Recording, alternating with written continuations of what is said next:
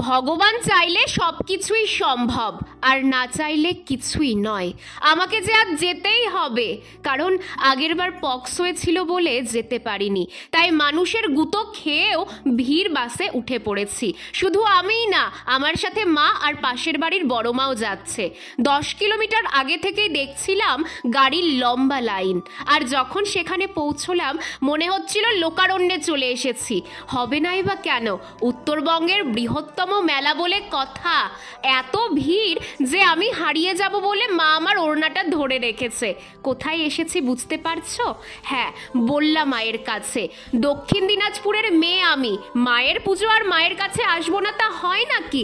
তাই মায়াপুর থেকে ফিরেই চলে এসেছি।